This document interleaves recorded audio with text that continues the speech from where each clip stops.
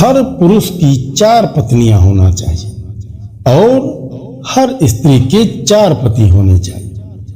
भगवान बुद्ध के अनुसार किसी व्यक्ति की 1 नहीं 2 नहीं बल्कि 4 पत्नियां होनी चाहिए।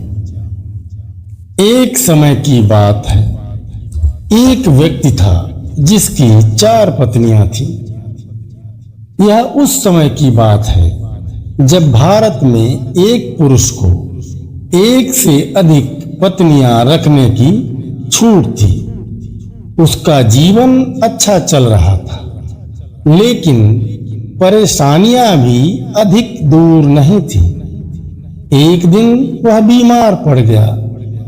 उसकी बीमारी ठीक होने का नाम ही नहीं ले रही थी। उसे समझ में आ गया था कि उसकी मृत्यु का समय बहुत निकट है। इस बात का आभास होने पर वह अकेला और उदास रहने लगा। एक दिन उसने हिम्मत करके अपनी पहली पत्नी से प्रश्न किया, प्रिय, मेरी मृत्यु काफी नजदीक है। बहुत जल्द मैं अपना शरीर त्याग कर संसार से मुक्त हो जाऊंगा, लेकिन मैं अकेले ही यह सफर तय नहीं करना चाहता। मैंने हमेशा तुमसे प्यार किया है और अब भी करता हूं। क्या तुम मृत्यु के बाद मेरे साथ चलोगी जहां भी मैं जाऊं? इस बात को सुनकर कुछ क्षण के लिए उस व्यक्ति की पत्नी खामोश हो गई। उसे समझ में नहीं आ रहा था कि वह क्या कहे, लेकिन कुछ हिम्मत जुटाते हुए उसने अपने पति के प्रश्न का उत्तर दिया। स्वामी, मैं जानती हूं कि आप मुझसे बेहद प्रेम करते हैं।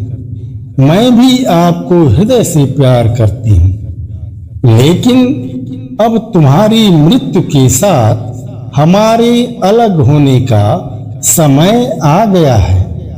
ऐसा कहते हुए पहली पत्नी ने अपने पति से विदा ली। अब उदास पति अपनी दूसरी पत्नी के पास पहुंचा। उससे भी यही प्रश्न किया। पूछा, क्या तुम मेरी मृत्यु के बाद मेरे साथ चलोगी? दूसरी पत्नी ने अति विनम्रता के साथ अपने पति के इस सवाल का जवाब दिया और कहा, जब आपकी पहली पत्नी ने ही आपके साथ जाने से मना कर दिया, तो मैं आपके साथ कैसे जा सकती हूं? ऐसा कहकर वह भी वहां से चली गई। अब वह व्यक्ति बेहद उदास होकर वहां से चला गया। स्वयं को मृत्यु के अत्यंत निकट पाकर उसने अपनी तीसरी पत्नी को बुलाया और वही प्रश्न किया जो उसने अपनी पहली और दूसरी पत्नी से किया था।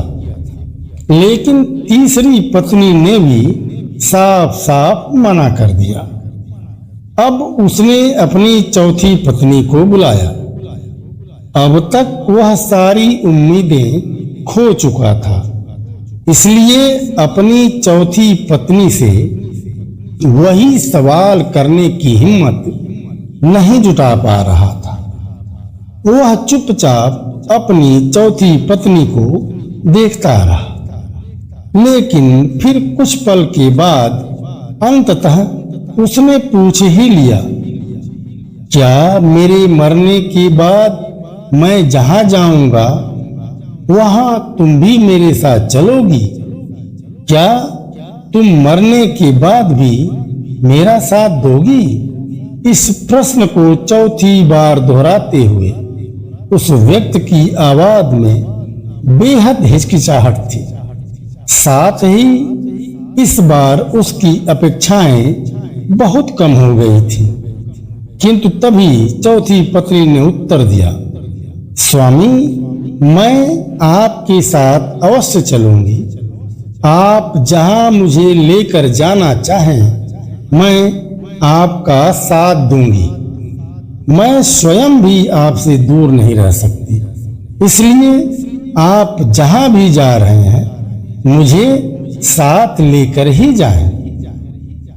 इस कहानी को सुनाते हुए गौतम बुद्ध ने अंत में कहा कि हर पुरुष एवं महिला के पास 4 पत्नियां एवं 4 पति होने चाहिए, ताकि उसे भी चौथी बार हाँ सुनने को मिल सके।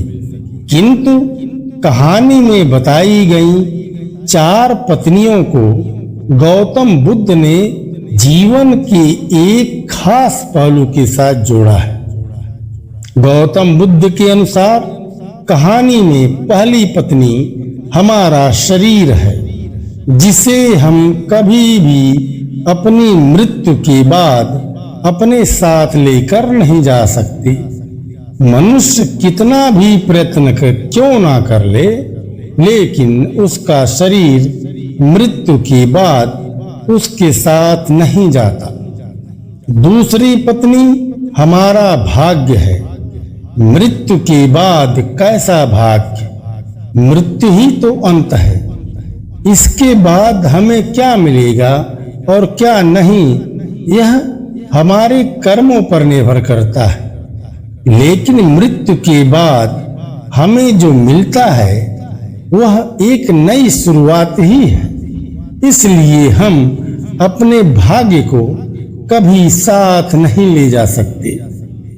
कहानी में तीसरी पत्नी से तात्पर्य है रिश्ते। महाभारत में श्री कृष्ण ने भी कहा था, मनुष्य की मृत्यु के बाद उसकी आत्मा का किसी से संबंध नहीं रहता। आत्मा किसी की भी नहीं होती। जब तक उसे नया शरीर ना मिल जाए, उसका कोई सगा संबंधी नहीं होता। इस बात को श्री कृष्ण ने अर्जुन को समझाया था, जब अपने पुत्र अभिमन्यु की मृत्यु के गम में उसने युद्ध लड़ने से इनकार कर दिया था। तब श्री कृष्ण ने उसे स्वर्ग में भेजा, जहां उसने अभिमन्यु को देखा। पुत्र को आंखों के सामने देखते ही अर्जुन अति प्रसन्न हो गया और गले से लगा लिया। लेकिन जवाब में अभिमन्यु ने अर्जुन को पीछे से धक्का मारा और सवाल किया, तुम कौन हो? तब श्री कृष्ण ने समझाया कि वह अभिमन्यु नहीं, मात्र एक आत्मा है, जिसका केवल तब तक तुम्हारे साथ रिश्ता था जब तक वह तुम्हारे पुत्र अभिमन्यु के शरीर में थी। अब नया शरीर मिलने तक यह आत्मा किसी की नहीं कहलाएगी। गौतम बुद्ध की कहानी के अनुसार तीसरी पत्नी जो व्यक्ति रिश्ते को दर्शाती है, वह उसके साथ नहीं जा सकती। अब अगली बारी है चौथी पत्नी को, जो आखिरकार साथ जाने के लिए तैयार हो गई। गौतम बुद्ध के अनुसार चौथी पत्नी है हमारे कर्म। यह एकमात्र ऐसी चीज है जो मृत्यु के बाद हमारे साथ जाता है, हमारे पाप पुण्य का लेखा जोखा दिलाता है। मृत्यु के बाद हमारी आत्मा को स्वर्ग प्राप्त होगा या नरक प्राप्त होगा या फिर नया जीवन, यह कर्मों पर ही निर्भर करता है। नमस्कार।